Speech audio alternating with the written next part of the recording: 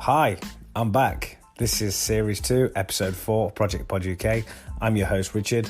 So, apologies, guys, for last week. I had to take a break. I was feeling really ill. I didn't sound good at all. I think my voice is slowly getting better, so I might be still a little bit rough, but I couldn't postpone for much longer.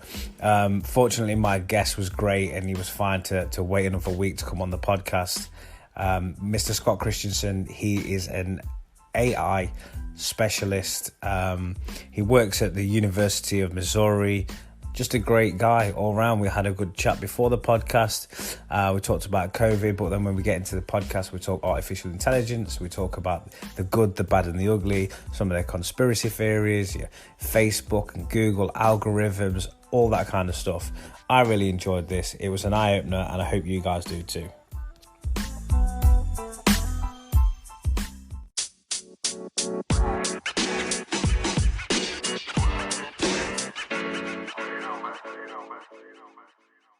Hey, Scott, thank you for joining me. Thanks, Richard. It's great to be here. So I'm going to quickly introduce you as a technologist and AI enthusiast, but you're actually a teaching professor at the University of Missouri. Yeah, so I get to teach students about how to use technology and how to manage projects. And I have been interested in emerging technologies, whether it be blockchain and Bitcoin probably 5 or 6 years ago, but that's kind of old hat now. And I think the future really is in spaces like AI. Definitely. And that's exactly why we've got you on today. So I want to go straight into, it's a simple question really, but we all talk about AI. We know what AI means. It's artificial intelligence, but there's a lot of terms that are branded about computing, machine learning. Are they synonymous with AI, or can you please define AI for us? Sure. So AI is this kind of big concept of some machine, a computer, that is able to mimic the intelligence in some way of a human. Now, there's a subset of that we would call general AI. So that's what we tend to see in the movies, right? So that's the Terminator, that's the HAL, if you're from my generation. It's the synthetic life form, the Data from Star Trek, that's able to actually think and reason like a human would, and maybe even have emotions. But really, within this field of AI, there's another much more interesting or much more applicable or usable part called machine learning. And within that, there's even something we call deep learning, which is where we just give the computer some tools. Typically, we call it a neural network, but we give it these tools that it can use to recognize patterns. And we can then have it not only recognize patterns, but also try to optimize for certain types of behaviors or certain types of processes. So that's where we're seeing a lot of really exciting work, is in this area of machine learning or deep learning. So it's really transforming areas like medicine. So if you think about a pathologist or a radiologist, what they're trained to do is recognize patterns. And what you can do is you can give a lot of data to this machine learning algorithm, and it can also then learn to recognize patterns. So for example, there's a machine learning algorithm that is better than doctors and quicker at determining via X-ray if someone might have pneumonia. Of course, that's always a statistical probability, but that's also, your doctor, maybe they don't tell you the statistics on it, but your doctor is also giving you a statistical probability, right, that this person has pneumonia. So there's some fields like that where it's just amazing how amenable it can be and how it's really going to transform and improve our lives in a lot of different ways. I like that you went in straight away very positive and told us a pro about AI and machine learning, because funnily enough, and I mentioned this to you before we started the podcast, I put a poll out on my Instagram page saying that you were going to be coming on the show. And what do you feel that the future of AI, or the impact of AI in the future, will be? Will it be a positive or negative, or good or bad? And actually 15 people voted on that, and 14 of those said negative or bad. Do you think they were thinking about machine learning, or that idea of a Terminator or Skynet? Well, yeah, I mean, you mentioned like a Neuralink, neuronet kind of thing, and that straight away kind of struck Skynet. I think a lot of people are kind of scared. I think a lot of people it's hard when you don't understand something, but one of the biggest things, I mean, we're all sort of influenced by what we see in the media, what Right. we see on TV and films, as you say, the likes of Terminator. Um, but not just that, it's the strange things that happen when we're using the internet. So the likes of Google and Facebook that are constantly taking our information. Right. That is always worrying. You know, how many people can have a conversation or send text messages to each other, and then before they know it, they're on the likes of Facebook and they see an advert for one of those things that we're talking about, or you open any kind of application on your phone and an ad will pop up and it's something that you've been discussing with a friend or a family member. Right. You know, I see that quite a lot, and I actually ran kind of an experiment with this, which we can go into. But yeah, if you want to sort of elaborate on that yourself a little bit. So is Well, Google and Facebook listening? I think is a great question. yeah. So we throw off a lot of what some people have termed data exhaust, right? So I use Google Maps and I go to the library or I run some other errand. And that's nice for me. I get that free service. But what has happened is I've now then left this kind of data exhaust that Scott Mm. was here at the library for so long. What time of day was he there? All these little bits, these little data points that then can be used, can be fed into a machine learning algorithm to say, how do we sell Scott something? Okay, so certainly there's lots of not only data that Scott went to the library or what he did there, but all the metadata surrounding that as well. What time of day, how long it was. In Instagram, you know, you have these different filters. So which filter you're using is the metadata about the photograph, right? So it's not the Mm. photograph itself, it's really the metadata, and that can be used to learn a lot about your personality. And so there's a lot of ways that these machine learning algorithms are being used. And I think people are getting, especially with the Cambridge Analytica scandal. I know that that was a big scandal here with the election. When was that? That was 4 years ago. It seems like it was about 50 decades ago. Has it been that bad? Well, there's Good old something Trump. every day. It's something every day, you know. I mean, I'm longing for the day when a president just like didn't do anything. So, Yeah.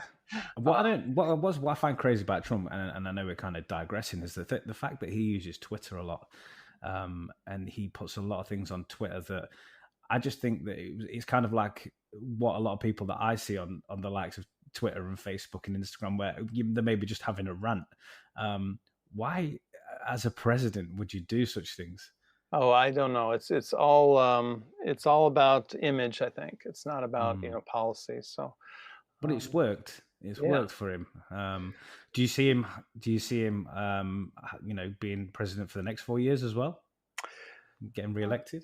I it doesn't look that way at this point, but of course I would have told you the same thing 4 years ago, right? Yeah, So, sure, exactly. um, So that kind of swings back round to the Cambridge Analytica, the sort of Facebook slash Russian involvement, right. that scandal. And Which is that something that you believe to be true? that the Russians used Facebook to basically try to uh, sow unrest. I think that's I think been pretty solidly proven. Okay. Whether they favored a particular candidate or not, I'm not as sure about that. But certainly they wanted to see things disrupted, to see a confusion in our democratic system. And that is one of the things that is now going on as far as the debate in this country. Is there's currently a big boycott of advertisers that have said they're not going to advertise on Facebook because of this kind of manipulation, the politics of putting political ads on Facebook. And one of the things that's really kind of disturbing, getting back to our subject of AI and machine learning here, is that this machine learning algorithm can be used to actually do things like micro targeting. So let's say Okay. that Richard and Scott are running against each other in an election for Senate, and I want to send out messages that are very particular to very particular individuals. And here in the US, we allow candidates to lie about each other all the time. So I could say, Richard, he hates what are those little cute little animals you have over there? Hedgehogs. He hates hedgehogs, right? And Scott is an ally of the hedgehog, and will fight for the small hedgehog everywhere. I mean, I love Sonic, so you could have picked a different animal. Trying to pick something that's not too controversial. So this could be micro-targeted to people. It could be an outright lie. But let's say we micro-target this to Sandy, who we know that she's really into hedgehogs because she's posting hedgehog pictures and she's a member of the Hedgehog Alliance group or something like that. Well, now she sees this one particular ad, and maybe only just a few people see that. So Trump was running upwards of 30,000 different ads that were all micro-targeted. Now, as I said, I think we, at least in the US, we don't want to try to police whether something's a lie or not from our politicians. We take it as read that politicians might lie. But the problem with this micro-targeting on these social media platforms, and it's why we're having a big debate about it, and your listeners will hear more about this in this next month because there's going to be congressional hearings on it, and I'm sure it'll make the world news, is that those micro-targeted ads never see the light of day. Okay, so if we were doing this on BBC or something like this, and I guess probably they don't run political ads on media over there the way we do here, but if I was running on a television station, somebody would see that, and they would have a little truthometer, and they'd say, well, Scott's a bald-faced liar. Richard has always loved hedgehogs, and there'd be some examination or calling to the carpet of this lie that I've told. But right now, the way these things are set up, there's no public examination of all these ads. And that's one thing that has changed since the last election. There's the ability to look at some of these ads now. Twitter has gotten into it because they've said we're not going to allow political ads on our platform. Okay. Facebook is saying that it's a free speech issue. And but now they're starting to say we may not allow political ads in the weeks immediately up to the election. So the idea that you would have a little time to figure stuff out. I think there's going to be a lot of pushback on that as well.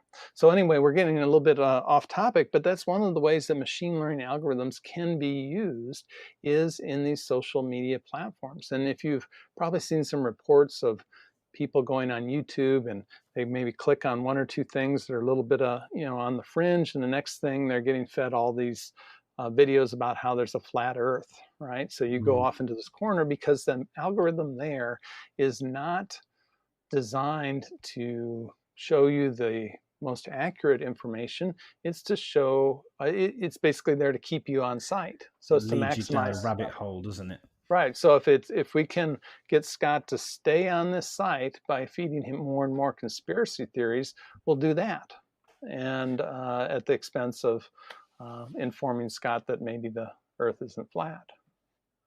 Yeah. So the algorithms are basically where if Scott clicks this, then show him this.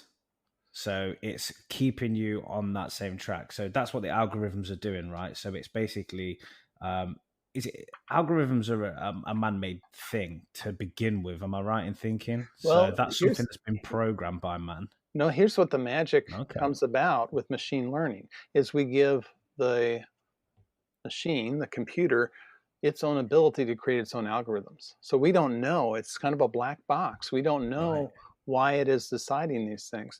So there's an entire field called adversarial AI. And what these researchers do is they try to figure out how to trick AI. And probably the classic example of this was Google had a self-driving car. And rather than sit there and program what a stop sign looks like and what a right turn only sign looks like and what a do not enter sign looks like, they used a machine learning algorithm, and this is very common, to just give it a bunch of images of stop signs and all these other signs, and it learned with a high probability what that sign was. However, it was kind of a black box as far as what it was keying in on as the important aspects of that sign. And they found if they put a couple stickers on the stop sign, they could actually get that car to think that it was something like a right turn only sign, because Okay. it did not specify that, well, it has to be red, it has to have the word stop and be, a octagon shaped, or at least that's the way they are here. And I think that's one of the things that we don't understand about the limitations of machine learning. So a machine learning algorithm that can identify something can't do that by bringing in other pieces of information. So a child would be able to bring in, oh, I know that red is often with, stop, there's a Yeah. button, it's red, it means stop something. Danger. Yeah. Yeah, All that it's kind of stuff. danger. So they're able to take things from adjacent areas, shapes and words, and stitch that together for a better understanding of what a stop sign, or more accurate. And so, for certain things, we want to be able to look into that black box and see what's going on. And certainly, a lot of algorithms are just made by people, but there's also a lot of algorithms now that are being generated by these machine learning algorithms that really we have a hard time even understanding the decision-making process. Yeah, So if you sure. so if you're starting to look at things like using a machine learning algorithm to determine whether you get a loan or determine whether you get into college, now we're getting into some pretty problematic areas, because uh, if that training data has been polluted with a racial or gender bias, you then can just have a machine learning algorithm that's going to be just as biased as people are. So Yeah, exactly. And that's the worrying thing, because I always thought that the algorithm was started by somebody programming it. I thought that was something that was programmed into a computer, for instance, and then from there does get to a point where the machine kind of takes over. From what I heard, anyway, so it'll get to a point where actually you can't then run it back. You can't untie that and know what that thought process is of the computer. You know where it starts and you know what you're making it do, but actually it gets to a certain point where then it's not humanly possible to know what it's doing from that point, which is right. again bringing us back to what we were saying earlier, which is for a lot of human beings that's very scary, because you're looking at something like Skynet, or at least that's how it feels. Because if you don't have control over something like that, what's stopping a computer or a computer brain, a neural network, from saying, well, actually, humans aren't very good for this earth, and then it go from there. I Right. like So how you laugh. It makes me a little bit more confident that you think I'm just talking silly. So I think it's a long ways off, that kind of problem. But I think it can be very dangerous for how we apply these things. There is a uh, website that your listeners might want to check out, and it's called Universal Paperclips. mhm. And I don't remember the exact URL, but I think if you just Google it, you will find that. And it is illustrating a particular issue, I guess, with AI, and it is called instrumental convergence, where you have the single-minded AI and it's trying to optimize a process at the expense of everything else. So your example might be, we would like this AI to ensure that we have a preserved biodiversity. Well, the AI may decide the best way to preserve biodiversity is get rid of humans, right? Mhm. And in this case, it's a little game, and it's kind of fun. What you do is you actually um, make paper clips, and this AI is going to stop at nothing to turn the entire universe into paper clips. So that's where Elon Musk and other people have brought up these ideas that you could get an AI that would be tasked with something that may decide that humans are kind of in the way. Mm. And we'd like to think that we're not easily manipulated or drawn into violence or war or anything like that. But, I think that's where their concerns are, that you could, in fact, trick humans to do all sorts of nasty things to each other. Stephen Hawking, before he passed away, also spoke about this as well. But I think that it's a long, long ways off before you'll have this kind of generalized intelligence. But this idea that you may give an AI a task and it may do this task at the expense of other things, I think is a real concern, but more on the kind of individual levels. So if I want to optimize my clients paying back their loans, that may be great for a machine learning algorithm to do, but am I also excluding people that may be of a certain race or a certain gender, right? So that's where I see the problem coming in rather than some sort of Skynet. Although the Yeah. Skynet thing is cooler. It's much cooler Yeah, it's cool. It than, makes than it makes bank for a better loans, film. right? I mean, I think the other thing is that people are worried. It's kind of there's some Luddites out there. People are worried about machine taking over from their jobs. And I remember listening to something quite a while back, and there was some kind of app or software that you could use, and you'd put your occupation in, and it would tell you the likelihood of a machine taking that job. And one guy actually put in a plumber. Uh-huh. Um, and that's one of the jobs where you would think, it's manual labor. No, a machine's not going to take that job. And it actually came up at 100% Huh. machine will take that occupation. Now, obviously, in the past, with advancements of technology, it's actually created more jobs. But do you think AI does that? The sort of job displacement, will that generate new roles for the humans? Yeah, so I think there's been some really good arguments that this is fundamentally different than those previous revolutions. Exactly. And Yeah. Fu Lee wrote a really good book called AI Superpowers that is about the race between China and the US, Hmm. or China and the West, I guess, to develop AI technology. And he makes that argument at the end of the book that he doesn't call it a universal basic income, but he thinks there needs to be some other way to compensate humans as their jobs are taken over. Hmm. Now, the other That's thing is something if like you communism as well. right, well, I Yeah. mean, there's Very Chinese. lots of debates on how to deal with that. He has his own way to kind of put that you pay for some other things, so you're volunteering, you're doing some other service work, you're maybe having some other type of job.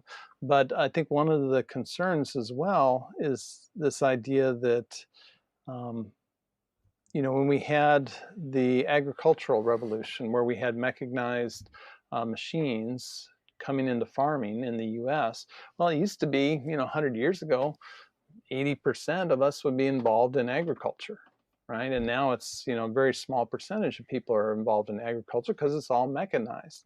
Yeah. Well, people went from the farm to the factories, right? So there's a Hmm. massive migration into these big cities, especially of African Americans, from these farm working situations into big cities because they could get a job in a factory.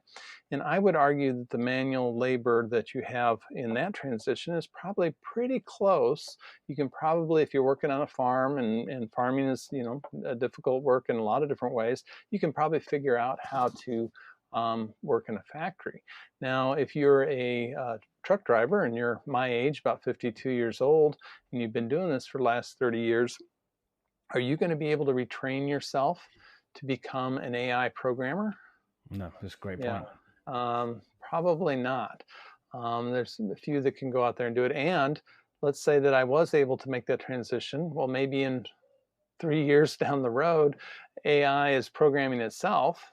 And so that job goes obsolete, and now I've got to transition to something else. So I think there is reason for concern. I don't know that I have the answer, but I'm glad that at least we're starting to discuss it.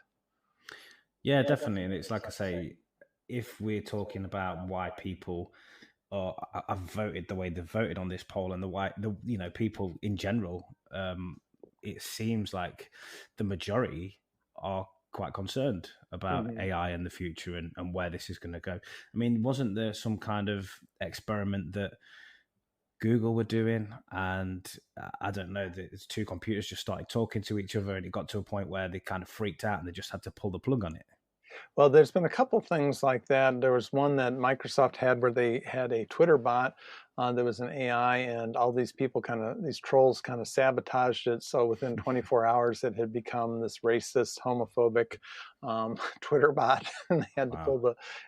pull the plug on it. But once again, it was that training data, so it was learning how to interact by having these trolls interact with it, and so that's how it got trained, and so that's what it knew how to do. And it wasn't the fault of the AI per se, but once again, how it ends up getting trained. But yeah, there's some really interesting things like teaching computers how to play a game. Once again, not by programming it, but having the computer play itself. Mm. So some of these new algorithms will actually have the computer, instead of programming chess moves, you just set up the basic rules and you have the computer play itself and let it do it 100 million times, and it'll become a pretty good chess player. Yeah. And it's very different than 20 years ago with, I think it was called Deep Blue, that beat Gary Kasparov. That's the very first, Yeah, where people didn't really believe that the machine will be able to to beat a chess master. right. Uh, yeah. That was very different because that was actually programmed by a human, and it was just doing probabilities. So it could Mm. look far into the future and say, okay, if I do this, then I have the best probability. So it's just running many, many different simulations. And So it's that's more like very, maths, would you say, yeah, than it machine was learning math, and algorithm? statistics. Yeah, so humans knew exactly what that was doing, how it was making those calculations. Whereas when we have a computer just play itself, we once again don't know. So there was a famous case, and Kao-Fu Lee mentions it in this book, AI Superpowers, where that was kind of the turning point for China, where AlphaGo, I think was from IBM, and they came over with this algorithm, and it beat this world-class Go player. And Go is, I guess, a very complicated ancient game. And there was Right. some famous move that this computer made, and nobody had ever thought of that move before. And the human opponent forfeited at that point. And we still don't know why did the computer decide that was a good uh, move to make? Because once again, it's kind of this black box of machine learning. That just goes to show the speed in which technology moves compared to ourselves. The Yeah. way that evolves Yeah. so much quicker. Yep. And I And think that's also scary. yeah, and I would say, Richard, one of the things that's a little bit worrisome for me is with this COVID crisis. I think in many ways that's kind of moved the future forward. Things that would have taken a decade to get there, as we do start to rebuild and reinvent how the world is going to work, a lot of these technologies are going to get adopted much more quickly. Here in the Mm. US, online grocery shopping, where you would either pick it up or have it delivered, was like less than 1% or right around 1% of grocery sales. It's now like well into like 25% of Wow. grocery sales. And that may stay there. I mean, my mom is 88, and I encouraged her to do that when things first started and we didn't know what was going on. And Yeah. um, she's like, "Oh, I'm never going back to the grocery store again." So I she, can't blame her. I've had some altercations in grocery stores myself. So it's kind of crazy how it's had an impact on people as well from a mental aspect when you're out and about taking the advice from the government. People are, well, they kind of seem to be either one way or the other. You're either like, you're being really overcautious and Mhm. trying to dodge people by a mile, or you really don't care and you just carry on as normal. That's how it feels here anyway. I don't know what it's like over in the States. Yep, Um, yep. I think unfortunately that's the case, and there's too many unknowns, and I mm, think that when there's a lot of unknowns, you need to be really cautious. And so that's my attitude, especially with our campus reopening, is that we don't know if you get this and then recover, do you have a shorter lifespan? Are you going to, live 5 years less? There's all these other things we don't know. Are you going to have this come back and affect you later? Like the way yeah. chickenpox does with shingles. Is that going to have some secondary effect down the line? I really have no idea. And so when you're trying to make decisions with imperfect data, it's best to be fairly conservative, or at least that's my view on things. Mm. I mean, you talked about AI in medicine. Surely that's going to help us with this situation. It's it's a strange one because we're being told to wash our hands which seems a very simplistic way of trying to maintain hygiene and not catch this thing. But people have been washing their hands for years.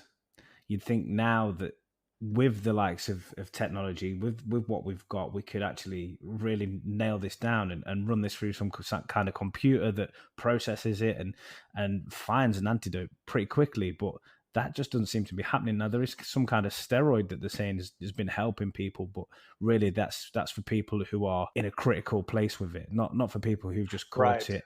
right. Yeah. Well, there's certainly ways that AI is being used in this uh, current crisis. There was a big effort a couple months ago to figure out what the proteins look like, because they could sequence the DNA of the virus or the RNA of the virus. I can't remember which it is, but they could sequence that and they could figure out what type of protein chain it would make. But proteins are really weird because they don't just sit there as a big chain; they fold up. And so they did this AI where they gave it lots of data about how the other proteins fold up, and they tried to predict what will be the folding pattern, how might this interact with other things in the cell. So they are in fact using AI.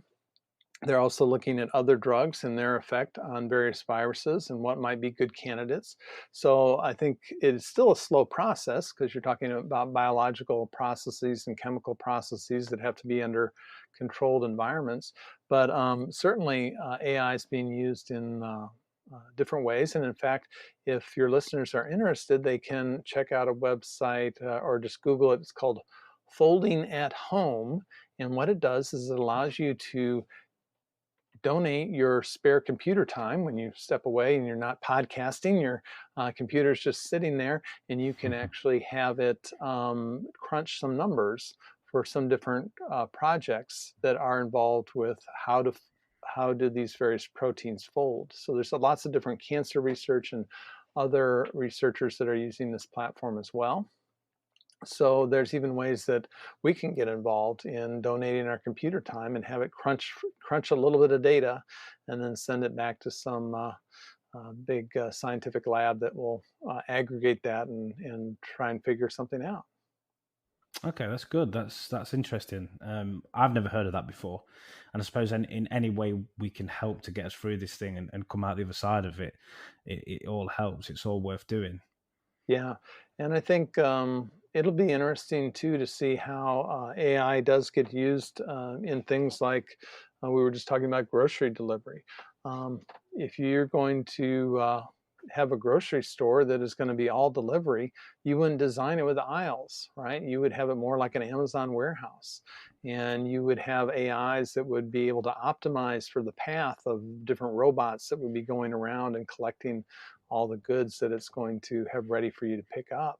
So I think it'll be interesting when we look at grocers both in Europe, in the UK, and in the United States. I think probably they're working right now on how do we redesign this whole supply chain. Yeah, but to put a sort of conspiracy thing on all this, I think what a lot of people are talking about is people control, and the likes of ordering even your shopping online is allowing computers or maybe higher powers to know more about you again, because everything Oh, seems to sure. be that we're putting all our information out there as in as much detail as what we're actually eating and drinking, what we're consuming. I suppose we do that kind of thing anyway when we shop online for clothes and things like that, and we're constantly putting data out there. And if we're doing more and more over computers because we don't want to go out, I think pretty much the government can know everything they need to know about us to the very minimal detail of what we had for breakfast. Yeah, there's just a lot of data out there about us. Um, I think we're lucky in the West to have this idea that we should be able to examine what our government knows about us. It doesn't always work out right, but Okay. Edward Snowden kind of proved that it doesn't always work as planned. But in China, they're using AI. In some very disturbing ways, especially with facial recognition technology, to identify people that are the Uyghur population. It's a minority Yeah, population. I heard about Yeah. this. A friend of mine actually asked me to discuss this with you, but Okay. we'd had a few beers, so I couldn't remember what it was called. So I'm glad I'm glad you picked up on it. Yeah. So it's pronounced Uyghur, I believe, and it starts with a U. Um, so it's a little counterintuitive to those of us in the West, but Mm, they're a Muslim minority, mainly in the western part of China. And China is not really keen on organized religion, right? Because there's a higher power there, and so they have been putting these folks in these kind of re-education camps. There's estimates of nearly 1 million people, and they've been using AI to track these people around and being able to use just facial recognition features to, I guess there's certain, I don't know, skeletal or, other structures yeah, that maybe, CCTV is pretty advanced now, and a lot yeah, of that comes from.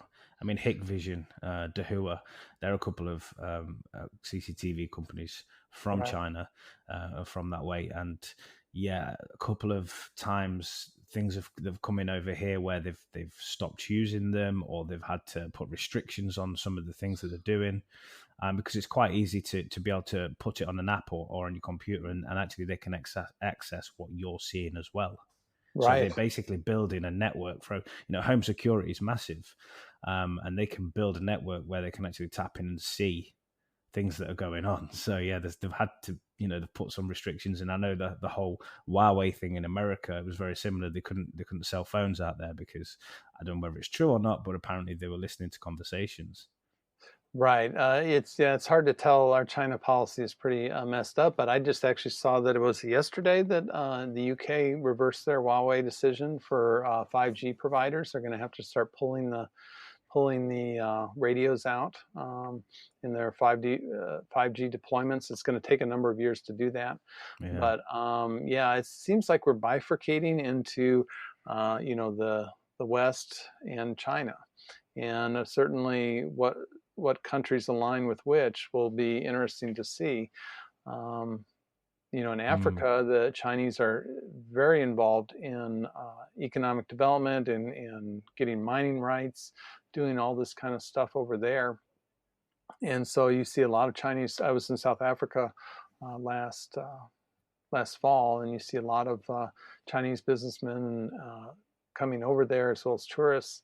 And it's going to be interesting to see what happens. And that's one of the reasons that Facebook has been gobbling up things like WhatsApp and Instagram, is they want to have this one unified app in the same way that WeChat has this one unified app, right? Where you can do everything, you can share photos, you can pay, you can do all that kind of stuff.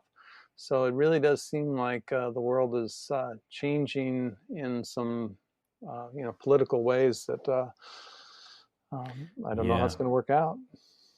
No, like you say, it's very interesting, and for the likes of little old me, I can just sit back here and watch it all unfold, and there's not much I can do about it. But just interestingly, what you picked up on there, and it's going back to the start, and I said I did a little experiment. So me and a couple of my colleagues at work, we were discussing how, as I mentioned at the beginning, you can talk about something, you can, usually through Google, you would be looking for something, and that's where an ad pops up from.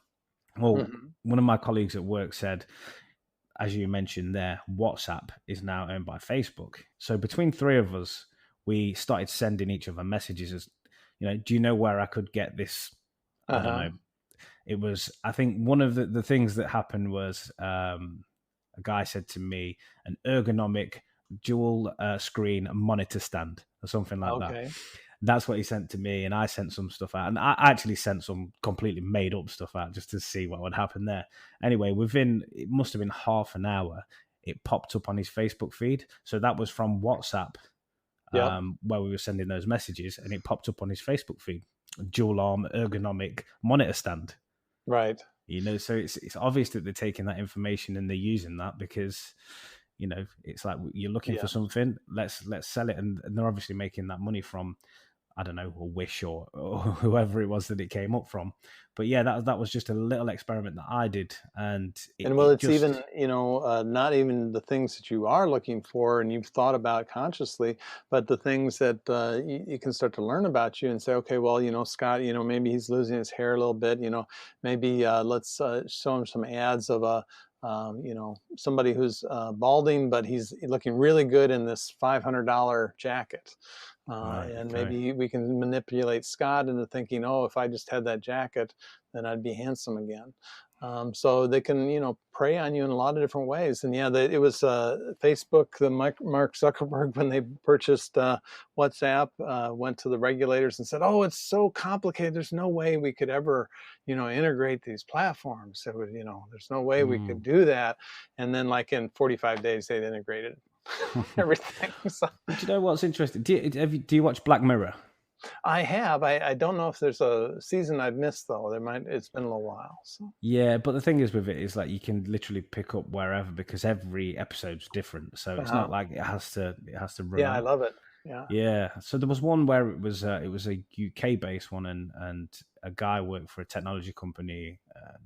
Anyway, some other chap he sort of kidnapped him, and spoiler alert. I don't know if it's I think it's an old episode anyway, but basically what had happened is this guy had been in an accident because he looked at his phone for a notification, and what he was trying to do was actually get to the head guy of this company, so like your Mark Zuckerberg.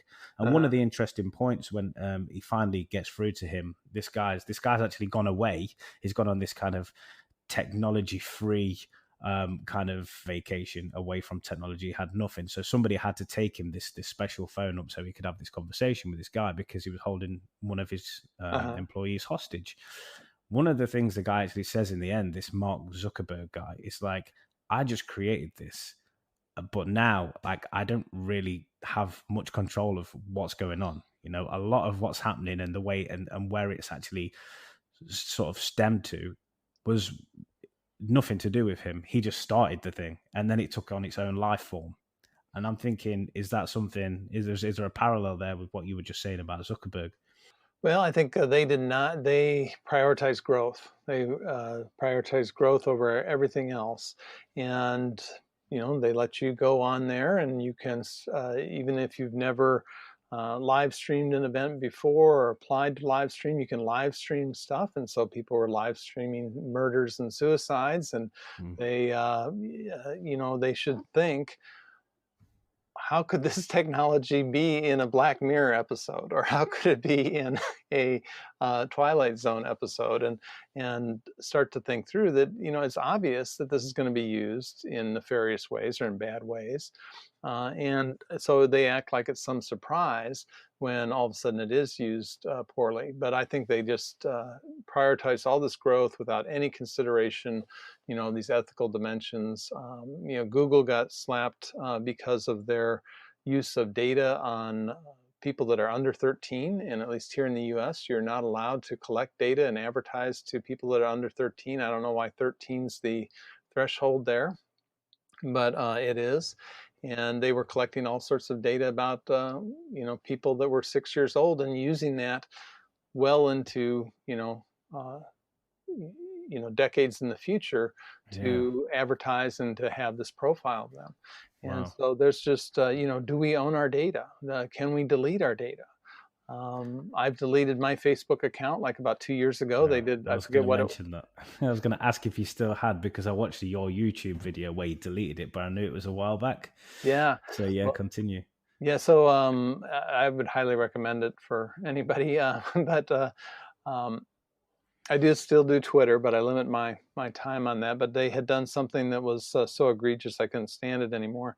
But so what was the upshot? Because I know that when you did that and you made that YouTube video, you was a little bit concerned after you'd done that, because you were worried that because you deleted your account, they already had some information of yours, or there was some sort of concern that you had. Right. So they have, in fact, found that Facebook has data about people who don't even have Facebook accounts. They may not know exactly who they are, but they're tracking them, using cookies and other things like that. And Mm. so there's just this enormous, what we sometimes call surveillance economy that's out there, where they're making their money by surveilling you and collecting all this data being used to advertise or to develop an advertising platform that can be very effective. And in fact, if you look at the amount of money spent on advertising in traditional media, newspapers, and radio and television, and the increase in media spend on Google and Facebook, well, that's where all the money went. Well, the money came out of newspapers and went into these other platforms because they're very effective. I mean, it's almost like you can't not be on it, right? Because I can target people that are within a 30-mile radius of where I'm at and that have this particular characteristic. They like hedgehogs or whatever it is. And then, it's very effective. Yeah.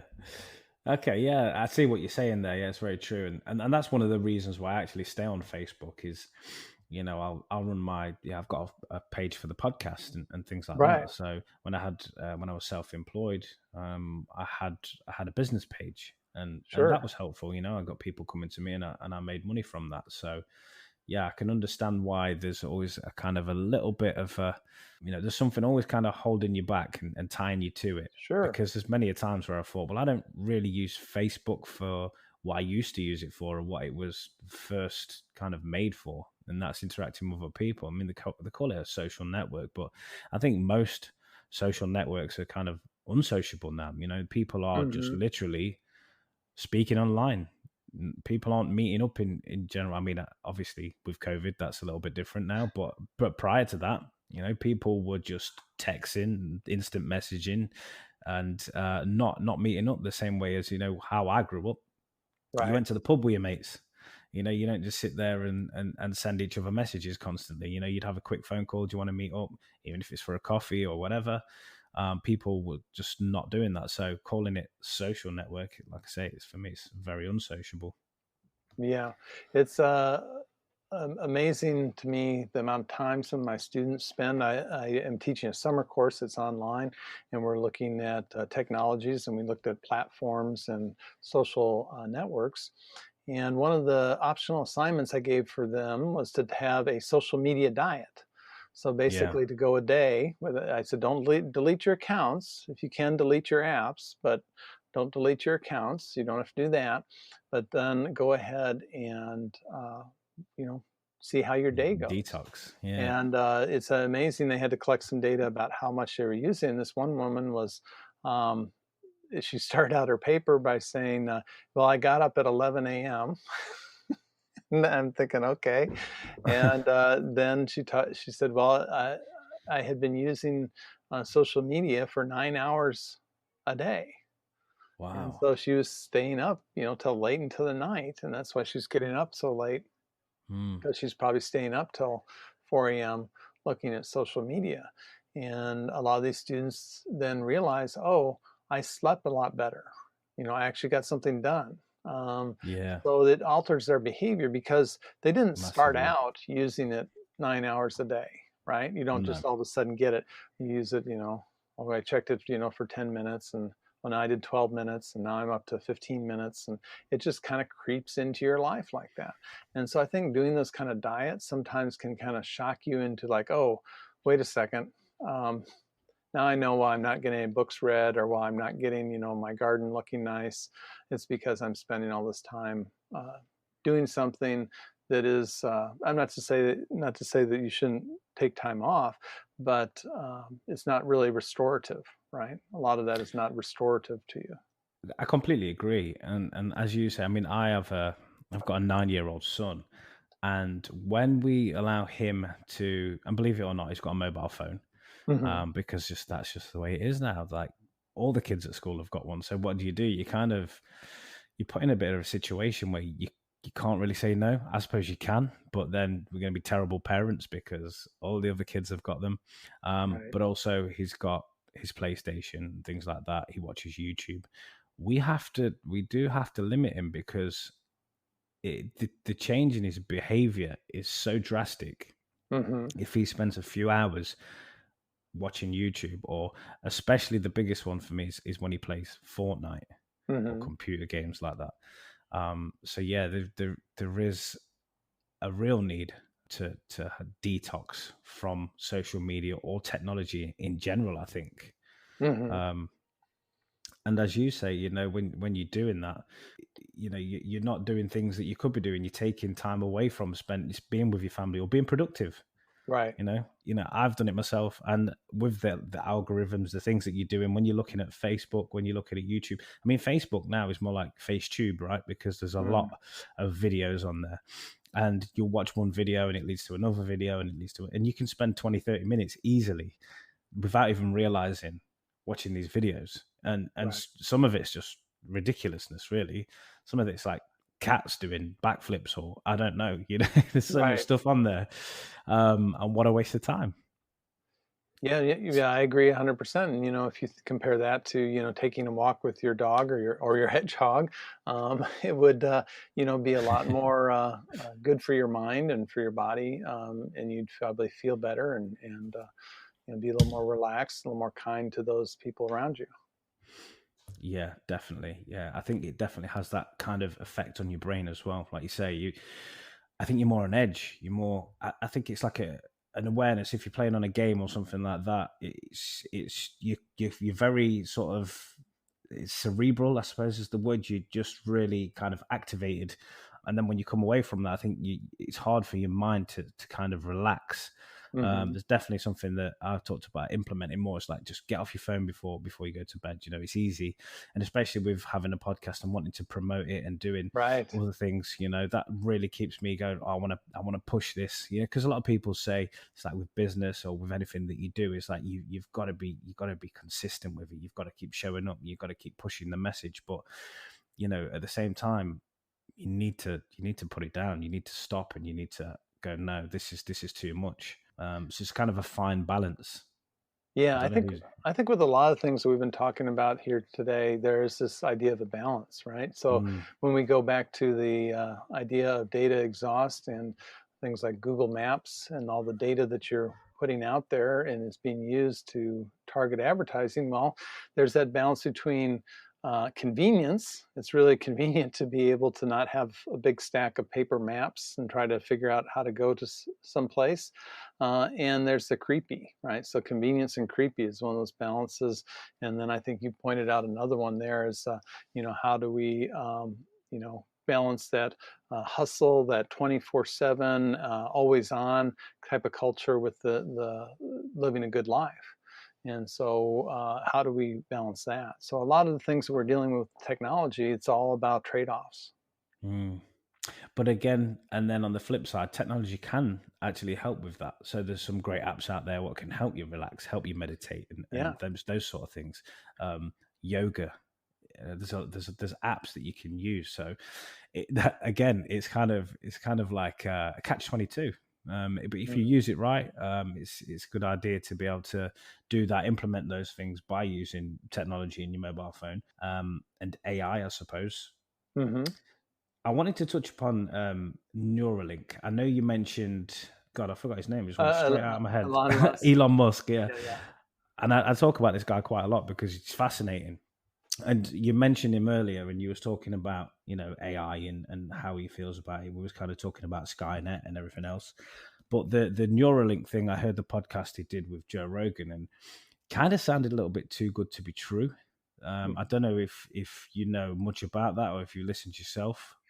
It's been a while since I listened to that one, and so it's hard to keep track of what what he says So lately. yeah, so it was quite a recent one. He did one in the past, but so Oh, Neuralink's the new kind of business venture where he's talking about installing chips into right, right. people's sort of with inside the cranium and connecting it to certain nerves and actually being able to help people walk again or people with Alzheimer's. It will fix things like that. There's so much that they were talking about, and they even spoke at one point about within the next 5 years not even needing to speak to each other like verbally, that you'd be able to do that through your mind. And I thought that sounds too soon. Yeah, I think there's not only technological challenges but ethical challenges Yeah. involved in there as well. Mm. There's also another project he's involved with called OpenAI, which is related, where they're trying to make sure that the AI development is open source, so people can see it and understand, as best they can, how it's working. But yeah, the neural link, the idea that you're going to do this human computer interface, I think that there's a lot of practical applications, like the being able to help people that have some impairment, being able to either hear better or to experience mobility, or help with mobility. I think there's a lot of great ways that AI and that kind of interface could be used. But as far as us jacking in like the Matrix, I just we don't even know how memories work. I mean, we have no neurologists have no idea really how a memory gets implanted, Right. right? Yeah. So we know so little about the human brain, Mm. that and it's a fascinating organ.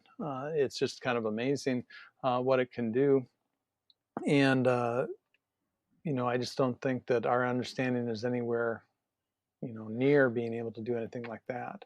But I do Yeah. think there are some abilities to be able to use that kind of augmentation for prosthetics and other applications that are interesting. Yeah, because he's not one of these people who really backs AI. He actually, on record, kind of said that he's not really, hugely comfortable Right. with the future of AI and where it could potentially lead. But then he's also said, if you can't beat them, join them. But so I'm hoping that what he's doing is for the better. But Hmm. what this does sound like is cyborg. If you're implanting a chip into somebody's brain, it does very much sound like a half man, half machine kind of thing. And I think, again, going back to what we're saying, that's kind of a worrying thought. I mean, I can't see that being, too sort of available for the likes of myself and you, but maybe super rich guys. But again, then if it falls into the wrong hands, where does that lead us? Yeah, and it's the same sort of thing with genetic engineering, right? So, could you engineer your child to have more intelligence, or to have more athletic ability? If Yes. it's tied to a certain gene, well, wouldn't any parent want that? Mm. Um, This kind of and this superhuman but race. then how does that bifurcate as far as who can afford it, who can't afford it? Do we have different Mm. classes based on that? um, so I sometimes challenge my students to think about, my students are very, very motivated and very hardworking, and very driven. And we sometimes talk about, well, what does it mean to have a good life? We often talk about a good job, but does that lead to a good life? And what does that Mm. look like? And so in America, we work. I mean, we're all about work. We work more, I Yeah. think, than any other culture. We don't tend to take vacations very well. No, I heard this. I heard this about America, and this was only quite recently. Like, um, I think you guys. Well, somebody I was listening to, they said they get like 5 days of vacation a year or something like that. 5 days, what we call holiday, Yeah. annual leave. It, Obviously, aside from your sort of national holidays, but then I don't know, you might get loads of national holidays as well. I don't know that we get loads. We get a few Mm. holidays here and there, but there's no guaranteed minimum. So you, in fact, Wow, don't have to offer your employees any holidays or vacation. There's no, that seems crazy. I mean, minimum here, we'd get like 20. yeah, Like 20 a year as a kind of minimum. Some people are getting up to 30, and then we've got our sort of bank holidays as well that we have, and our national holidays. So we get, and a lot of us complain about the amount of holiday that we get. right. Yeah, So I think yeah. some other places, in Spain and Italy, they're a little farther ahead of you all as well. And from Mm. having visited those places, it seems like they're pretty happy. So, Yeah, well, I don't know if they still do it, but they used to have like the siestas in the day. So like halfway through the day, they'd have a bit of a sleep and stuff like that between work. And I don't know if that's still a thing, but it used to be in Spain anyway. yeah, yeah, Mm. they would at least take some time off. Have a little, glass of wine and something to eat, and I think Yeah, they got their priorities in the right location there. yeah. I mean, I lived out in Spain for a year. Uh-huh. I was working out there myself, and it is just so much sort of slower paced. It's really Mm. nice. It's a lot more relaxed.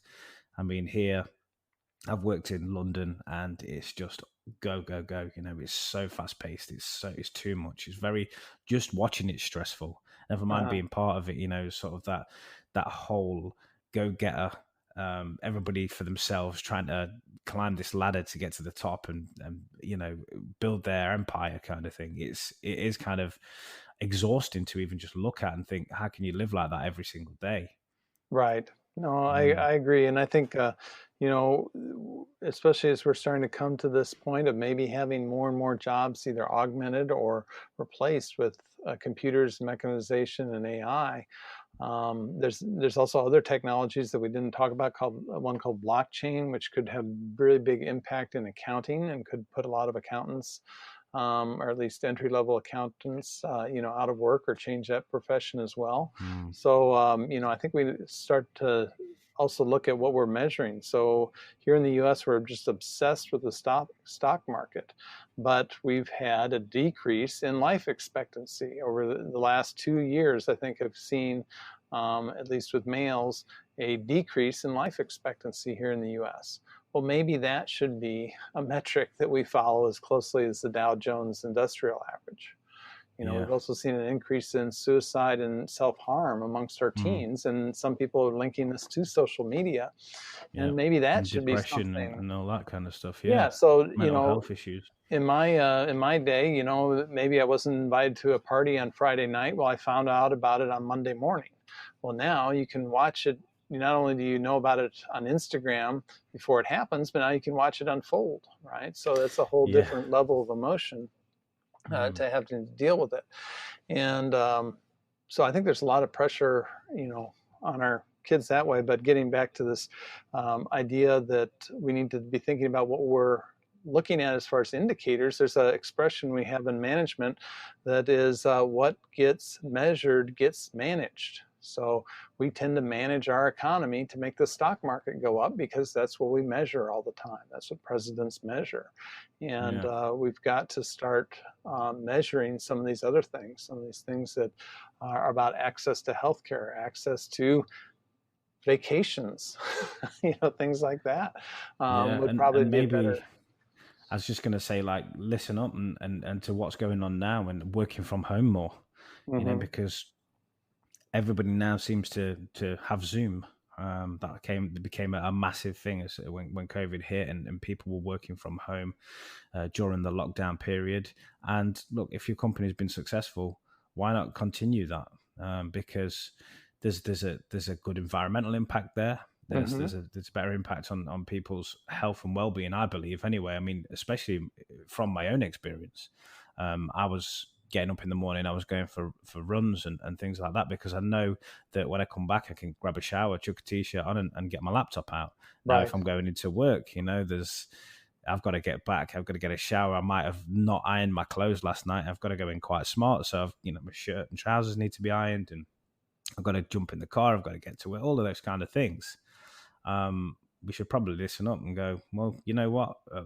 The business is still alive. We survived all these weeks. Did it have a detrimental impact? If not, well, why are we going back to the offices? Those kinds of things. No, I agree. I agree 100%. There's a firm here in town that employs about 1,500 people, and I talked with their HR person, and they said that they are going to reduce their offices by about a third because Mm, there's so many employees now that thought, well, I'm going to hate working from home, but they were like, oh, I love working from home. It's great. And so they want to change. And it turns out that they're doing just as good a job there. I like it too. I had a meeting with a student yesterday. A student was yeah, late. We were on Zoom. Well, I just did something else. And then, they came on 15 minutes late and apologized and all this stuff. Well, if I had to like go to my office and sit there and wait for a student that didn't show up, which used to happen all the time, I'd be yeah, kind of pissed off. Well, yeah, now it's no big deal because I, did some emails or whatever. I think there's a lot of things that are going to stay. And in education, one of the things that we're talking about now is if we do go back to the classroom, is we may have students that are not able to come back to campus because they may be immunocompromised or at high risk, or they may have a parent that is, or a parent they have to care for. And so we're going to do this kind of blended learning where I may have 4 students on the screen that are joining me remotely, and I'm Yeah. going to have 20 students there right in front of me. And I think, that'd be great. Let's have the options that, okay, well, today you're on campus, you can come to my class, and tomorrow you got a job interview in Kansas City. Well, go do that, and I'll record it for you, and you can watch it when you're done. So kind of having multimodal ways to access education, I think, is another thing that'll be great if we can keep it. Webinars and things like that are always good, because what I like as well, sometimes if you're in a classroom, say you might start to switch off after a little bit, or you might miss something, you might not have been able to make a note of that. And with the likes of, I use Microsoft Teams a lot, and I know you can sort of pull all the notes from the meeting. You can have that like annotated, and you can actually record the meetings, for instance. And if you do that, you can go back through it. So if you're doing a classroom based thing where you've missed something, you can always go back to it. So if you've said something that I've missed, I can always look back on that, but I can't always cast my mind back to that point and remember, oh, what was that thing that Scott said now? You know, so there's benefits there as well. Yeah, and I don't want to take up too much of your time now. I know it's we've been going for an hour, and we could go down the whole COVID route and sort of talk about this stuff for a long time. I understand that. But what I want to do, I just want to pick your brains now, because obviously AI is something that you've been focusing on a lot. We talked about the pros. We've talked about some of the cons. What can we expect from AI in the future? In your mind, I know it might be impossible. There might not be a complete answer there. And I'm not asking you to talk about Skynet and cyborgs and hybrid species, but as far as like advancements in AI, and maybe you've got a bit of a scoop on things that are potentially forthcoming. Yeah. Well, I think that when we look at a business where I teach about, I think that we're seeing AI as being a competitive advantage right now. So it is something that if one company like Amazon can have it and use it well, they can have an advantage over their rivals. I think we're going to see it become commonplace for optimizing processes. I think there's going to be a lot of things that are going on behind the scenes that we're never going to realize that AI is being used for. Optimizing transportation, I think it has a lot of great potential. If we do have kind of a plan to finally tackle the climate change crisis after this current crisis, I think there's a lot of ways it can be used in energy management, demand management, all sorts of things like that. So I think we're going to start to see machine learning kind of creeping into things in lots of different ways. So it's going to drive even more efficiencies in the next 5 years. And I think that you're going to be using AI whether you realize it or not. Yeah. Okay, that's great. And I hope that I've done this podcast justice. I wanted to get you on because I'm very interested in AI, but I'm not educated very much in AI, or I've not done enough research in AI. So yeah, I hope we've done this some justice. I know you have, and you've sort of opened my eyes to a lot of things and sort of debunked some of the myths and stuff out there as well. So yeah, no, thank you very much for coming on. And before we go, because I love your work, I love what you're doing. You've got your YouTube channel. So any socials, any YouTube website or anything like that you've got, if you want to leave. Sure. So you can find me. The one social network I am on is Twitter, and it's JScottMO. You can find me there. You can also find me at my website. It's christiansonjs.com, and that links to all the other places, and you can contact me through there. I also have a little newsletter called The Free Range Technologist, where I just share the things that I've found that have been useful, books I'm reading, things like that. So it kind of replaced my Facebook when I quit that. So I kind of went old school and now just send out an email every month with the things I want to share with friends and colleagues. Good. So yeah, I'll subscribe to that. Yeah. And your YouTube channel as well. Is that just Yeah, Scott Christianson? Or? yeah, I think I don't remember the exact address, but I think if you just search for J. Scott Christianson, I use the initial J often, and you'll find me on there as well. That's awesome. I'll put those up on the Great. bio for this podcast, so anybody that listens after, they can go through the bio and they can find you through there. Wonderful. Thanks for having me. This great conversation. No problem at all. Thank you for coming on.